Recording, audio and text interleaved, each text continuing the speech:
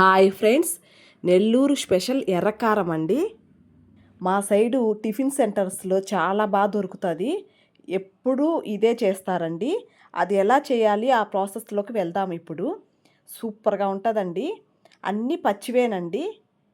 వెల్లుల్లి half cup, ఒక 3 onions, ఒక కప్పు ఎండుమిర్చి, కల్లుప్పు అయితే టేస్ట్ చాలా బాగుంటుందండి. నేను కల్లుప్పునే ఎక్కువ యూస్ చేస్తాను. ఒక హాఫ్ టీ స్పూను జీలకర్ర, చింతపండు కొంతమంది వేస్తారు, కొంతమంది వేయరండి. నాకైతే చింతపండు వేస్తే నచ్చుతుంది. లైట్గా తీసుకున్నానండి, చాలా కొంచెంగా. ఎండుమిరపకాయల్ని బాగా కడిగి ఈ విధంగా ఒక 1 అవర్ ముందు నానబెట్టుకోవాలండి. నానింది లేనిది ఎట్ట తెలుస్తుందంటే ఎండుమిరపకాయ బాగా మెత్తబడాలన్నమాట. మీరు పట్టుకొని చూసినప్పుడు మీకు తెలుస్తుంది. ఇవన్నీ కూడా పచ్చివేనండి. పచ్చివే మిక్సీ కొట్టుకోవాలి.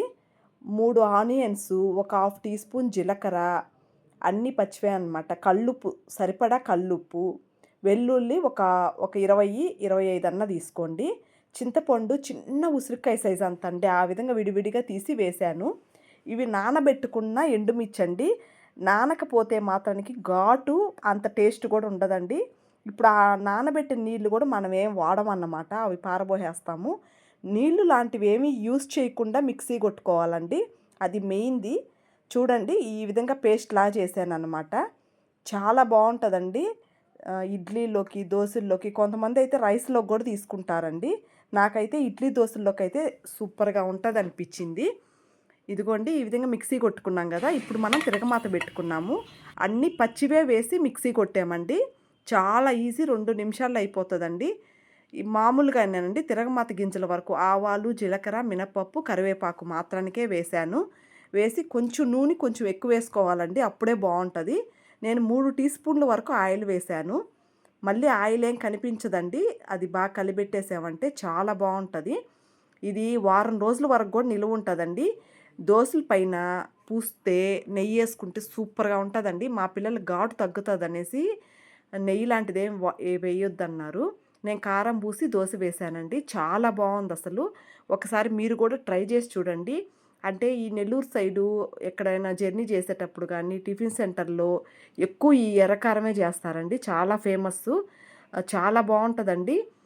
ఇట్లా దోశల్లో పెట్టుకొని తినడానికి కానివ్వండి, లేకుంటే ఇడ్లీలోకి చాలా బాగుంటుంది టేస్టు. మా పిల్లలకి దోశ ఈ కలర్లో ఉంటే చాలా ఇష్టం అండి. పైనంతా చెక్కలాగా రావాలి, అంటే కొంచెం గట్టిగా కరకరలాడుతా, లోపల అంటే ఒక సైడే కాలుస్తామండి దోశ, రెండో వైపు ఇట్లాగా కాలుస్తాము. చాలా బాగుంటుందండి. మా పిల్లలకి ఇట్లా ఉంటే చాలా ఇష్టము. కరకరలాడతా, పైనంతా లోపలంతా సాఫ్ట్గా. ఎర్రకారం వేసాం కదండి, అసలు యాక్చువల్గా అద్దుకోని అవసరం లేదు, కానీ నాకు బాగా అనిపిస్తుంది నోటికి, అందుకే ఇంకొంచెం లైట్గా అద్దుకొని తీసుకుంటున్నాను. నోటికి ఏమి సగించినప్పుడు ఇటువంటి ఎర్రకారం చేసుకొని తింటే కడుపు నిండా తినేసి వచ్చండి.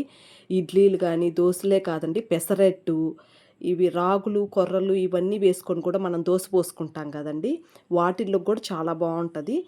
ఎట్లాగైనా సరే కొంచెం ఈ కారం ఉండిందంటే మాత్రానికి నోటికి బాగా అనిపిస్తుందండి.